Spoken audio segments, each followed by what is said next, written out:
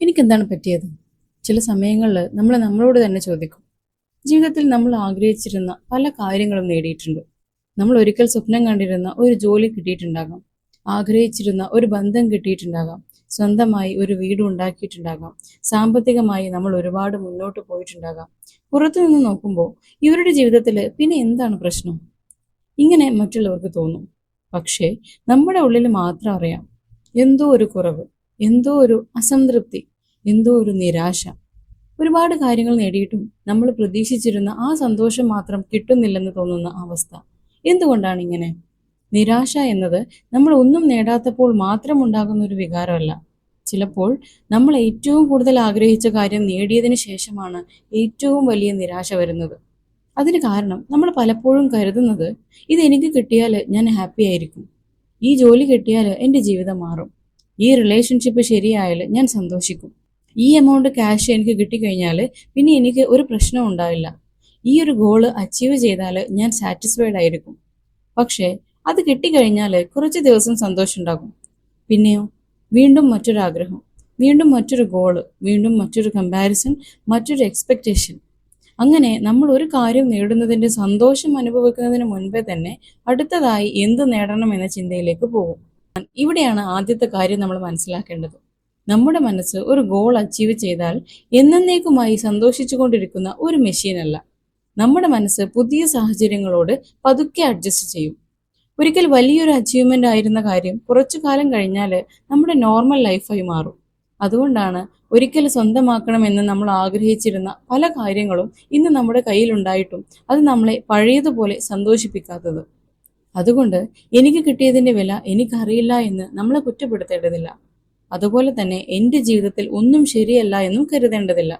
ചിലപ്പോൾ നമ്മുടെ മനസ്സ് ഒരു പുതിയ റിയാലിറ്റിയോട് അഡ്ജസ്റ്റ് ചെയ്യുകയാണ്. പക്ഷേ നിരാശയ്ക്ക് മറ്റൊരു വലിയ കാരണം കൂടിയുണ്ട്. നമ്മുടെ പ്രതീക്ഷകൾ. നമ്മൾ ജീവിതത്തെക്കുറിച്ച് ഒരു ചിത്രം മനസ്സിൽ വരക്കും. എൻ്റെ ലൈഫ് ഇങ്ങനെ ആയിരിക്കണം, എൻ്റെ പാർട്ട്ണർ ഇങ്ങനെ ആയിരിക്കണം, എൻ്റെ കരിയർ ഇങ്ങനെ ആയിരിക്കണം, എനിക്ക് ഇത്രയും ക്യാഷ് വേണം, ഈ പ്രായത്തിൽ ഞാൻ ഇവിടെ എത്തണം, എൻ്റെ ജീവിതം മറ്റുള്ളവരുടെ ജീവിതം പോലെ ആയിരിക്കണം. പക്ഷേ ജീവിതം എന്നത് നമ്മൾ മനസ്സിൽ വരച്ചതുപോലെ നടക്കണമെന്നില്ല. അവിടെ നിന്നാണ് നിരാശ തുടങ്ങുന്നത്. നമ്മൾ അനുഭവിക്കുന്ന വേദന പലപ്പോഴും സംഭവിച്ചതിൽ നിന്നല്ല, സംഭവിക്കുമെന്ന് നമ്മൾ പ്രതീക്ഷിച്ചതും യഥാർത്ഥത്തിൽ സംഭവിച്ചതും തമ്മിലുള്ള ഡിഫറൻസിൽ നിന്നാണ്.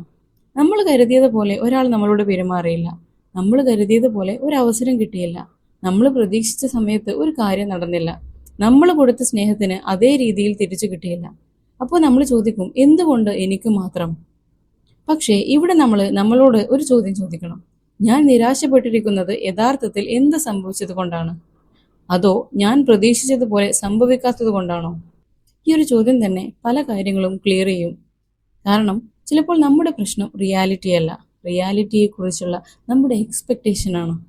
നിരാശയ്ക്ക് മറ്റൊരു വലിയ കാരണമുണ്ട്, കമ്പാരിസൺ. നമ്മുടെ ജീവിതത്തിലെ മറ്റൊരാളുടെ ഹൈലൈറ്റുകളുമായിട്ട് കമ്പയർ ചെയ്യുമ്പോൾ നമ്മുടെ ജീവിതം എപ്പോഴും കുറവായിരിക്കും. അവൾക്ക് നല്ല ജോലി കിട്ടി, അവന് നല്ല വീടായി, അവർ യാത്ര ചെയ്യുന്നു, അവരുടെ റിലേഷൻഷിപ്പ് പെർഫെക്റ്റ് ആണ്, അവരുടെ ജീവിതം മുന്നോട്ട് പോകുന്നു, ഞാൻ മാത്രം ഇവിടെ നിൽക്കുകയാണ്, ഇതിങ്ങനെയൊക്കെ നമുക്ക് തോന്നും. പക്ഷേ നമ്മൾ കാണുന്നത് അവരുടെ ജീവിതത്തിൻ്റെ ഒരു ഭാഗം മാത്രമാണ്. അവരുടെ സ്ട്രഗിൾസ് നമ്മൾ കാണുന്നില്ല, അവരുടെ സ്ലീപ്ലെസ് നൈറ്റ്സ് നമ്മൾ കാണുന്നില്ല, അവരുടെ ഇൻസെക്യൂരിറ്റീസ് നമ്മൾ കാണുന്നില്ല, അവരുടെ വീട്ടിനുള്ളിലെ പ്രശ്നങ്ങൾ നമ്മൾ അറിയുന്നില്ല. അതുകൊണ്ട് മറ്റൊരാളുടെ പുറത്തുള്ള ജീവിതം നോക്കി നമ്മുടെ ഉള്ളിലെ ജീവിതത്തെ വിലയിരുത്തരുത്. നിങ്ങളുടെ ജേണി നിങ്ങളുടേതാണ്. ഇനി മറ്റൊരു കാര്യം, ചില നിരാശകൾ നമ്മുടെ കൺട്രോളിന് പുറത്തുള്ള കാര്യങ്ങളിൽ നിന്നാണ് വരുന്നത്. നമ്മൾ എത്ര ശ്രമിച്ചാലും ചില കാര്യങ്ങൾ നടക്കില്ല.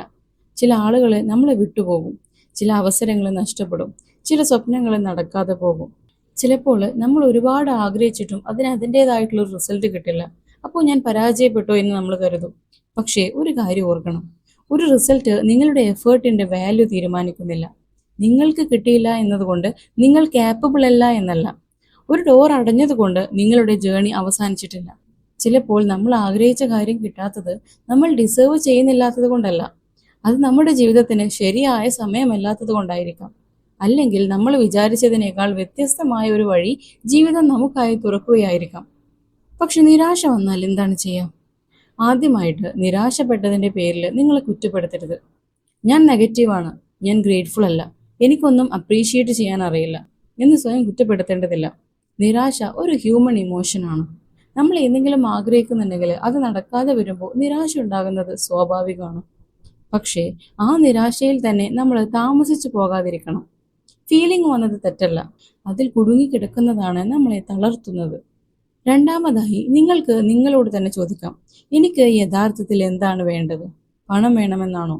അതോ അതിലൂടെ കിട്ടുമെന്ന് കരുതുന്ന സുരക്ഷിതത്വമാണോ വേണ്ടത്?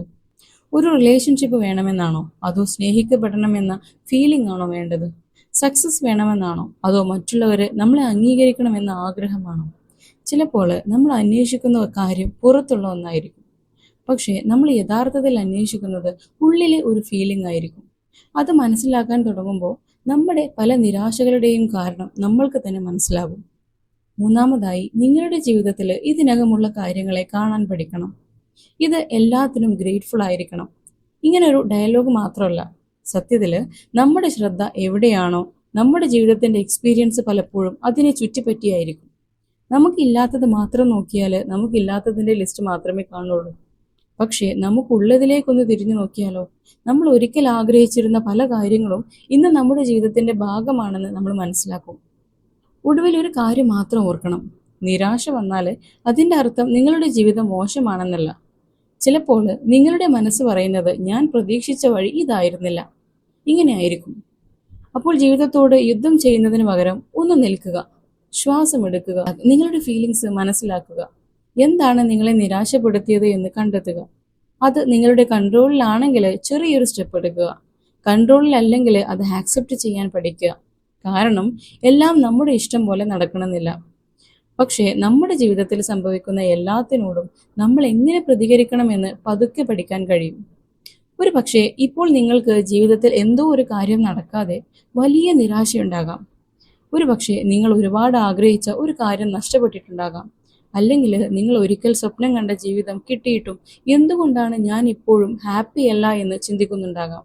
അങ്ങനെയാണെങ്കിൽ നിങ്ങളിൽ എന്തോ തെറ്റുണ്ട് എന്ന് കരുതരുത്. ഒന്ന് നിർത്തി നിങ്ങളോട് ചോദിക്കാം, എനിക്കെന്താണ് വേണ്ടത്? ഞാൻ എന്തിനെയാണ് പ്രതീക്ഷിക്കുന്നത്? എൻ്റെ നിരാശയ്ക്ക് പിന്നിൽ യഥാർത്ഥത്തിൽ എന്താണ്? ചിലപ്പോൾ ആ ഉത്തരങ്ങൾ കണ്ടെത്തുന്നതാണ് നമ്മുടെ ജീവിതത്തിലെ ഏറ്റവും വലിയ മാറ്റത്തിന്റെ തുടക്കം. കാരണം ജീവിതത്തിൽ നിരാശ വരാതിരിക്കുക എന്നത് നമ്മുടെ കൺട്രോളിലല്ല. പക്ഷെ നിരാശ വന്നതിന് ശേഷം നമ്മൾ എങ്ങനെ എഴുന്നേൽക്കുന്നു എന്നത് നമ്മുടെ കയ്യിലാണ്. അതുകൊണ്ട് ഇപ്പോൾ ജീവിതം നിങ്ങൾ വിചാരിച്ചതുപോലെ അല്ലെങ്കിലും ഇത് നിങ്ങളുടെ സ്റ്റോറിയുടെ അവസാനമല്ല. ഒരുപക്ഷെ നിങ്ങൾ പ്രതീക്ഷിച്ച ചാപ്റ്റർ അവസാനിച്ചു, പക്ഷെ അടുത്ത ചാപ്റ്റർ ഇനിയും എഴുതാനുണ്ട്. അതുകൊണ്ട് നിരാശയിൽ നിൽക്കാതെ ഒന്നുകൂടി മുന്നോട്ട് പോകാം. കാരണം ജീവിതം നമ്മൾ പ്രതീക്ഷിച്ചതുപോലെ ആയിരിക്കണമെന്നില്ല, പക്ഷെ അത് വീണ്ടും മനോഹരമാക്കാൻ നമുക്ക് കഴിയും.